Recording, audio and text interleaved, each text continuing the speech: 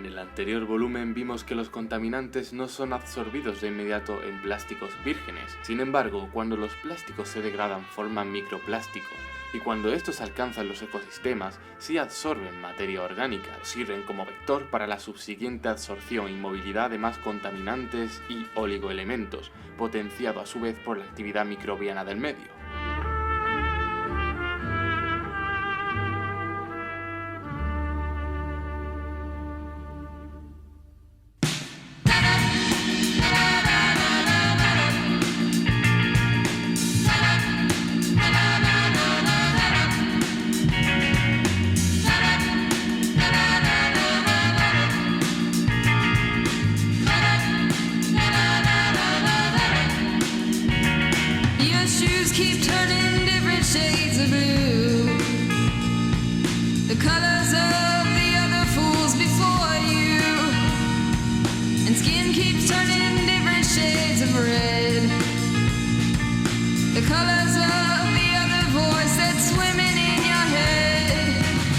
Yourself at home again, count your blessings 1 to 10. Your body will be whole again, your body will be whole again. Make yourself at home again, count your blessings 1 to 10. Y la gran pregunta que planteamos en el anterior vídeo es si los microplásticos solo afectaban a los animales acuáticos, algo que, según acabamos de ver, es algo evidente. También se sabe que al menos el 44% de las especies de aves marinas también ingirieron plásticos. ¿Y qué pasa en agua dulce? Pues en un estudio de 2017 se comprobó que 50 miligramos por litro de microplástico absorbido en cobre producía el 100% de la mortalidad en la dafnia o la pulga de agua, una especie planctónica. En este gráfico de aquí se representa en el eje Y la inmovilización de la dafnia y en el eje X la concentración de microplástico absorbido a cobre. Hay dos barras, una que representa las 24 horas de exposición y otra de 48. Se comprobó que cuanto más ascendía la concentración y las horas de exposición, la inmovilización también aumentaba.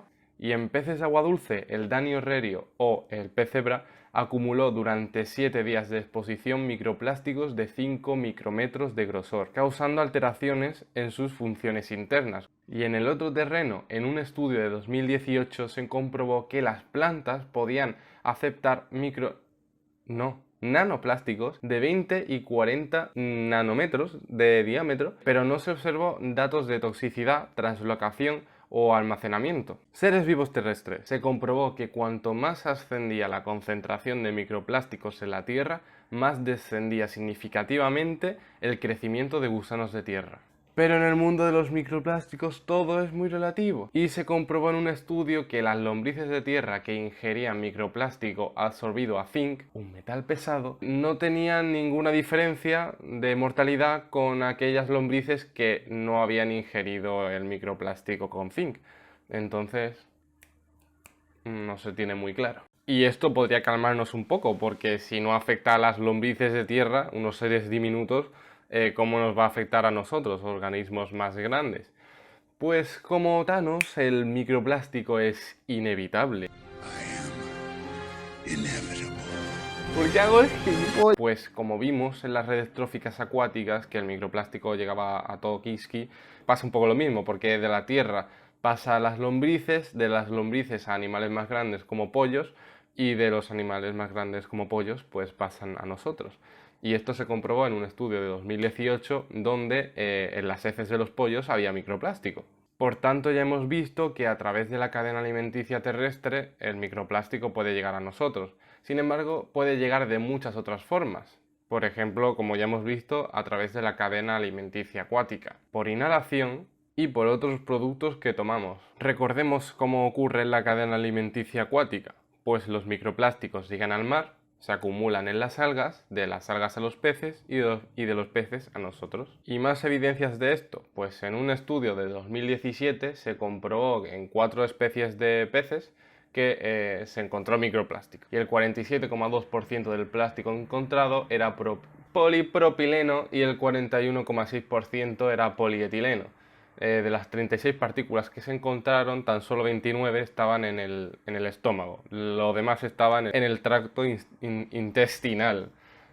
que no suele ser una parte que nos comamos. Y en un estudio sobre la consumición de bivalvos en europeos, se comprobó que durante un año un europeo que consuma bivalvos ingiere entre 1800 y 11.000 partículas plásticas entre 5 y 1000 micrometros. ¿Y qué hay con la vía de la inhalación? Pues los microplásticos son tan ligeros que pueden flotar en el aire, llegando a nuestro sistema respiratorio. Y aquí ya habría que hablar no solo de microplásticos de los residuos de basura, sino de microplásticos de cualquier cosa, como tejidos sintéticos de tu ropa, muebles, de neumáticos. Y como curiosidad decir también que hay más exposición a microplásticos en interiores que en exteriores, ya que debido a la lluvia, al viento, al clima, pues los microplásticos se dispersan.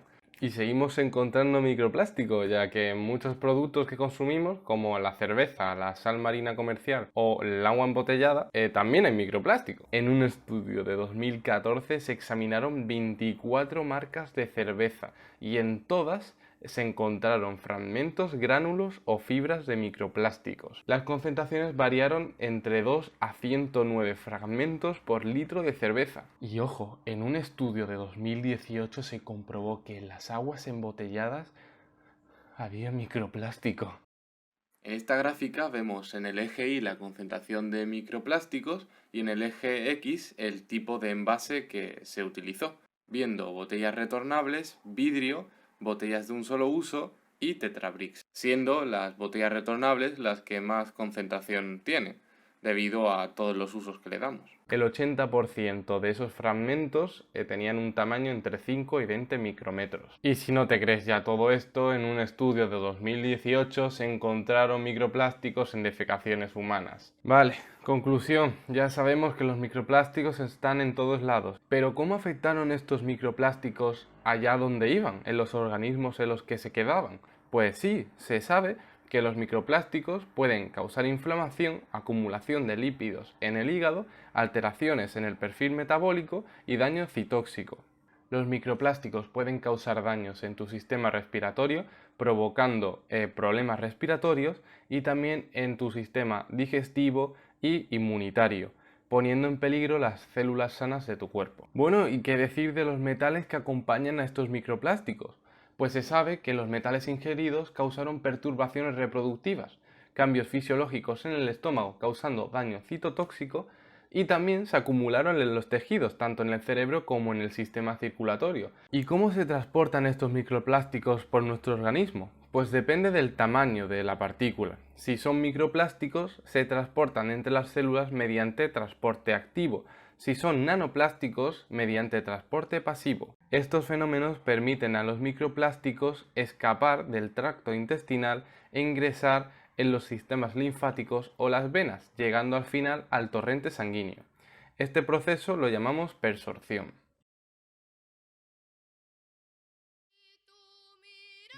Quiero que veas a este hombre. Él es James Quincey, es el director ejecutivo de The Coca-Cola Company, grupo que vende productos como la Coca-Cola, la Fanta o el Sprite.